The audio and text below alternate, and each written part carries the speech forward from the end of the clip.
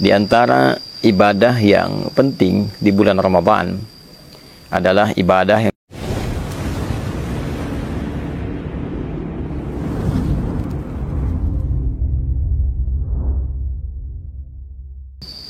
Assalamualaikum warahmatullahi wabarakatuh. Alhamdulillahi rabbil alamin.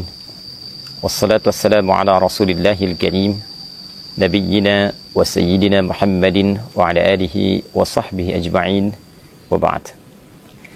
Saudara-saudariku dimanapun Anda berada, as-saimin was-saimat yang tengah menunaikan ibadah puasa Ramadan khususnya, semoga seluruh rangkaian ibadah kita yang kita tunaikan sampai dengan detik ini berkenan diterima oleh Allah Subhanahu wa Ta'ala.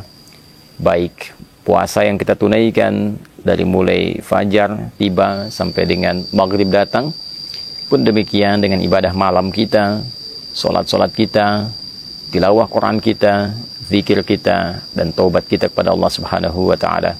Semoga penerimaan terbaik di sisi Allah Subhanahu wa Ta'ala menghadirkan beragam keistimewaan yang dijanjikan oleh Allah Subhanahu wa Ta'ala dan Rasulullah sallallahu alaihi wasallam yang mempertegas itu semua dalam hadis beliau. Teman-teman sekalian, di antara ibadah yang penting di bulan Ramadan adalah ibadah yang ditunaikan di sepanjang malam Ramadan. Sebagian orang mengira bahwa puasa itu hanya terfokus pada ibadah siang saja. Saat seorang insan beriman mampu menahan lapar, menahan haus, menahan hasrat biologisnya dari mulai terbit fajar sampai dengan terbenam matahari di waktu maghrib. Namun demikian, Nabi SAW memberikan satu informasi yang sangat penting, sangat luar biasa mengenai satu amalan di malam-malam Ramadan yang bila kita tunaikan menghadirkan keistimewaan, yang bahkan keistimewaan ini disampaikan dengan diksi yang serupa oleh Nabi SAW dengan rangkaian-rangkaian keutamaan yang mengiringi ibadah siang di bulan Ramadan. Dalam hadis riwayat Al-Bukhari, bahkan dalam selisih yang tidak banyak di penomoran hadisnya, melalui rawi atau periwayat yang sama, yaitu sahabat Abu Hurairah radhiyallahu taala anhu dari Nabi sallallahu alaihi wasallam. Kala beliau sallallahu alaihi wasallam menginformasikan tentang keutamaan Ramadan, beliau bersabda, "Man shama Ramadhana imanan wa ihtisaban, ghufira lahu ma taqaddama min dhanbi." Siapapun yang menunaikan puasa Ramadan, jadi khusus dikerjakan di bulan Ramadan, seperti pernah saya sampaikan di pertemuan yang lalu, bukan menunjukkan puasa yang umum, Seninkah, Kamiskah, Ayyamul Bid atau selainnya, tapi memang khusus dikerjakan di waktu Ramadan. Man shama Ramadhana imanan, ia kerjakan puasa Ramadan ini dengan penuh keimanan, berwujud keikhlasan karena Allah Subhanahu wa Ta'ala. Wahtisaba, dia berharap ridha Allah, pahala dari Allah, dan mengoreksi dirinya untuk mendapatkan ampunan Allah. Ghufira lahu ma taqaddama min dhanbi, maka sepanjang bentangan dari terbit fajar sampai dengan terbenam matahari itu ada peluang bagi dirinya untuk mendapatkan ampunan dari Allah atas semua dosa-dosa yang pernah ia kerjakan. Redaksi hadis ini nyaris kita dapati kesamaan yang luar biasa, nyaris kita dapati kemiripan yang luar biasa dengan ibadah malam. Perbedaannya hanya terletak pada bentuk ibadahnya. Jika pagi itu shoma, yaitu puasa, maka malam itu qama, qiyam, penunaian salat. Hadis paginya sampai ke maghrib, dari terbit fajar sampai maghrib, man shoma Ramadhana, maka hadis tentang ibadah malam yang menunjukkan keistimewaan luar biasa itu, Nabi bersabda, man qama Ramadhana imanan wahtisaba, ghufira lahu ma taqaddama min dhanbi. Siapapun yang menunaikan ibadah qiyam khusus di malam-malam Ramadan, qama Ramadhana. Jadi qiyam ini, baik itu qiyamul lail sifatnya, baik itu tahajud ataupun witir, dikerjakannya khusus di malam-malam Ramadan, bukan di luar malam Ramadan. bukan Al-Muharram, bukan Safar sampai dengan Rajab, ya, atau bahkan Syawal, atau bahkan kemudian Dzulqa'dah, Dzulhijjah. Ini khusus sepanjang malam Ramadan saja. Man qama Ramadhana, siapapun yang mampu menghidupkan malam Ramadan dengan menunaikan qiyam. Qiyam di sini dimaksudkan salat.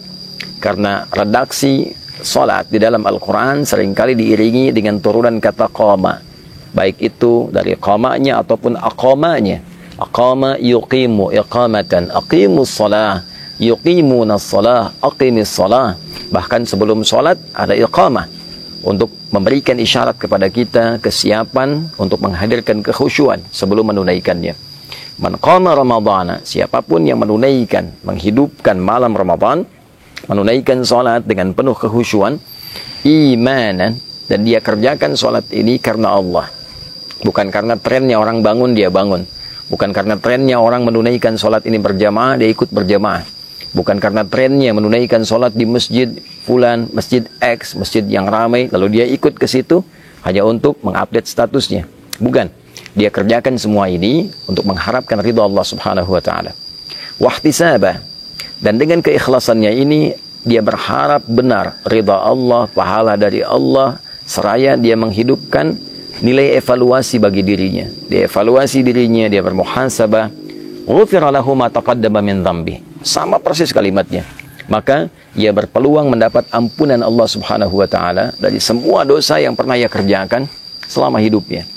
Jadi antara ibadah siang dengan ibadah malam, satu ada keistimewaan yang serupa, yaitu sama-sama berpeluang menghadirkan ampunan Allah Subhanahu wa taala. Serupa dengan hadirnya peluang ampunan dosa dari Allah Subhanahu wa taala. Oleh karena itu, ibadah malam ini tidak boleh disia-siakan.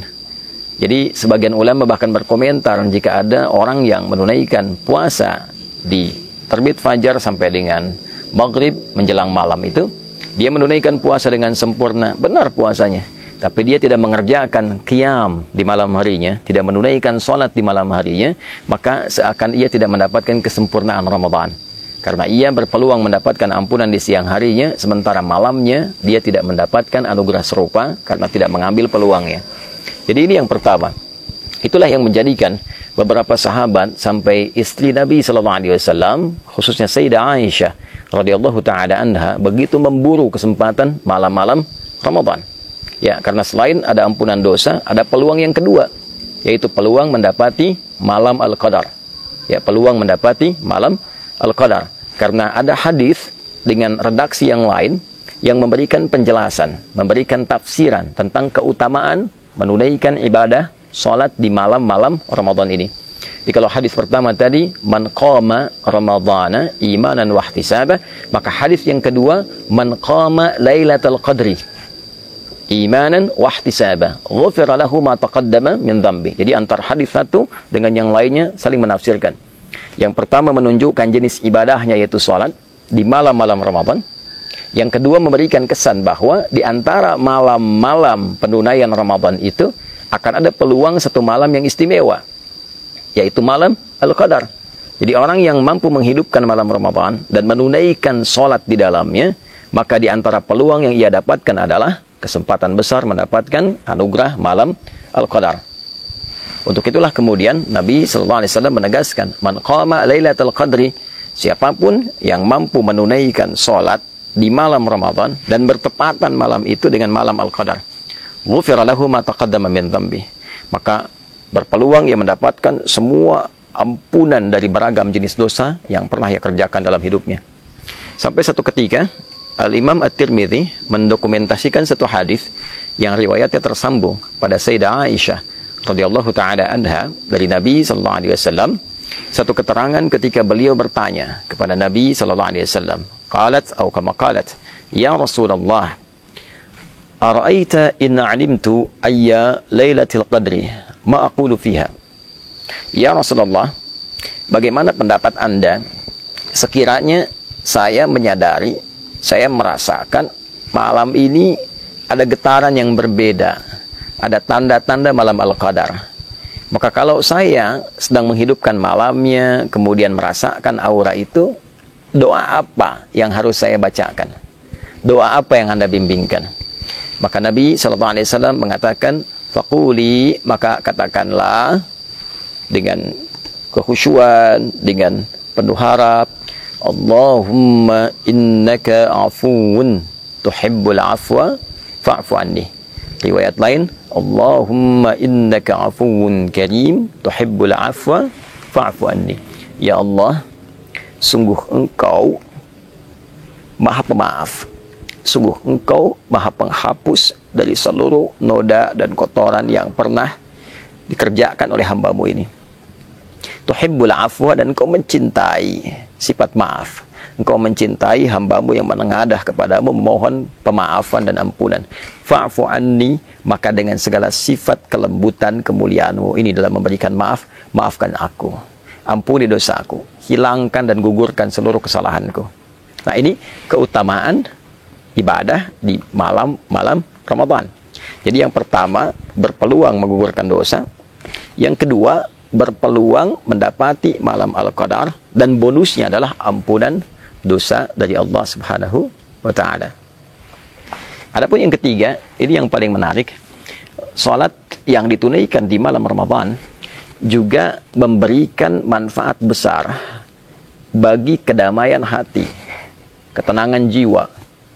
Nah, orang-orang yang sering gelisah gitu kan, orang-orang yang diliputi oleh ketakutan berlebihan, ingin merapi, mendapatkan ketenangan jiwa, mendapatkan kedamaian, maka di antara tips yang disampaikan melalui riwayat-riwayat yang valid kepada kita adalah penunaian sholat di malam-malam Ramadan.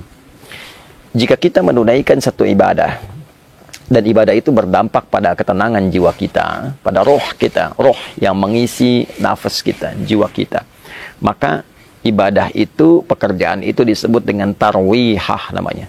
Rawwaha yurawwihu tarwihan, wa tarwihatan sifatnya.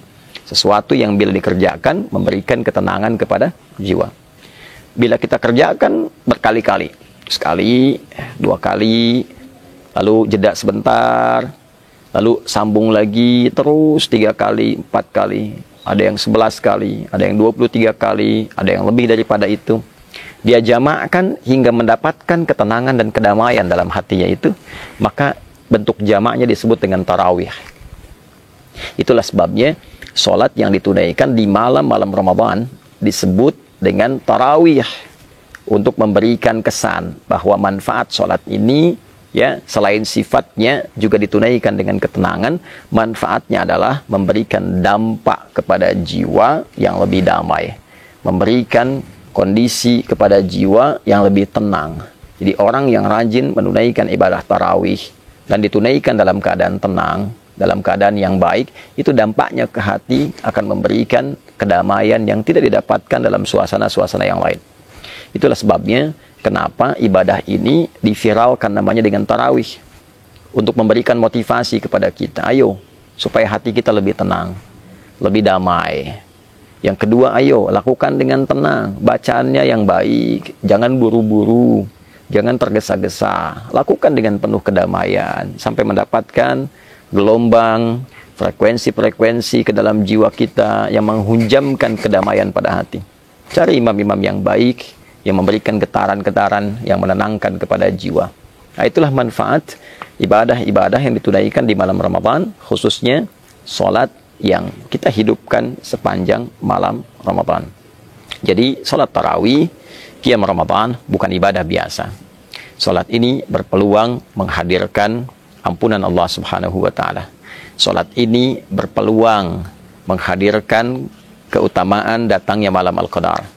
Sholat ini berpeluang memberikan kedamaian kepada jiwa. Masuk ke masjid dalam keadaan yang belum tentu damai sepenuhnya, pulang dalam keadaan yang tenang. Bila pun ajal tiba, wafat dalam keadaan tenang. Ditanya malaikat dalam keadaan tenang, kembali kepada Allah dalam keadaan tenang. Itu diantara keutamaan yang tersaji dari menu-menu ibadah Ramadan. Pilihannya kembali kepada kita. Jika Allah sudah membentangkan siang dan malam dengan beragam keistimewaan yang menghadirkan rahmatnya untuk mengembalikan kita dalam keadaan yang mulia, untuk menenangkan dan menghunjamkan kedamaian pada jiwa kita, untuk memberikan pahala yang bahkan melebihi 1000 bulan. Bila dengan itu semua belum tergerak kita untuk menyambutnya, maka dengan cara apa lagi Allah memberikan peluang kepada kita untuk mengembalikan diri kita dalam keadaan yang baik? Saudara-saudariku, kita diciptakan dalam fitrah yang baik. Kita diciptakan dalam kondisi yang mulia. Ramadan memberikan peluang kepada kita untuk mengembalikan kita dalam keadaan fitrah yang baik dan mulia itu. Mari kita menyambutnya, mari kita hidupkan, dan semoga Allah memberikan kekuatan kita untuk mengoptimalkan semua amalan dan keistimewaan yang tadi disampaikan. Allahumma taqabbal minna innaka antas sami'ul alim wa tub 'alaina innaka antat tawwabur rahim. Allahumma ij'alna min muqimis shalah wa nakhussuka ya Allah warzuqna ya arhamar rahimin bil quwwah wal hubba ya arhamar rahimin bil quwwah wal hubba tam li iqamati at-tarawih مخلصين لك الدين يا رب العالمين. صلى الله على سيدنا محمد وعلى آله وصحبه أجمعين وآخر دعوانا أن الحمد لله رب العالمين. Demikian Adi Hidayat, selamat berbuka. Kami dari Mira. Assalamualaikum warahmatullahi wabarakatuh.